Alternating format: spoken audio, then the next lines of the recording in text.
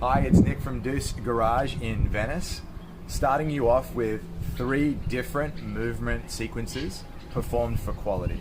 So we're putting all our emphasis on getting these movements right. We're not trying to rush through it. It's going to take a little bit of time, so be patient. First sequence of movements, we're testing your ability to create stability and tension through the core. So for whatever version of this exercise you end up doing, we're looking to minimize the distance between your belly button and your rib cage. We're trying to create tension through the core. We're looking to create a hollow body. So it's going to be a 30-second hollow body hold into 15 hollow body rocks, followed by 10 candlestick rolls. So it's 3 different versions of creating a hollow body and holding tension in your body, and they're going to get harder, more dynamic from 1 through 3. So the first thing is to find your hollow body hold that you can maintain. So we're going to start by shortening up that distance between the belly button and the pelvis, bringing the knees up. Shoulders are off the ground, so I'm curved through here. If I can reach and create tension, I can extend 1 leg, 2 legs, 2 hands. From there, whatever version of that you choose, you're going to rock and hold that angle the same on any version that you choose. When you get to the candlestick roll, it's a little more complicated, a little more dynamic. You're going to start with a squat. You're going to roll back, reach your feet to the sky. On the way back forward, you win the day by snapping your heels towards your glutes and driving your hands and chest forward.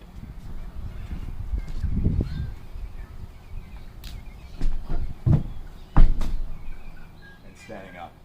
Trying to hold tension on the way back, just like we did in that hollow body hold. And up. If you need to scale that, you can hold an object in your hand to give you a counterbalance, or if you can find anything to raise yourself up so that you're rolling back onto a cushion or a pillow, anything that sits your hips a little higher is going to make it easier to get your feet in under your glutes. The next movement cycle is going to be all about pushing, but let's not forget the hollow body position we set up in the last sequence. We're going to keep thinking about holding tension, which is going to stop our hips from sagging in the push-up. We have 8 plyo push-ups, 10 regular, 20 shoulder taps. For all of these, wrists, elbows, shoulders are in line. Forearm stays vertical, elbows track close to the rib cage, no flaring. Plyo push-ups explosively leave the ground on each push. Regular push-ups, chest touches. Then on those shoulder taps, let's try to remove any sideways movements with the ribs. Plyo, explosive. Regular, chest touch, shoulder taps. If the regular push-up is too challenging, we can go to the knees or to an elevated target like a table. Whichever scaling option we choose, we're still trying not to have any sag. We're still trying to be as tight as we can and pushing up and moving through that way. Final sequence is all about testing your squat mechanics. So we have 10 jump squats, 5 tempo squats, and then a 30-second squat iso hold. For all these pieces, the feet are just outside the hips, the chest is going to stay high. We're looking to get the hip crease below the level of the knee on every rep. So a regular squat is going to look like this.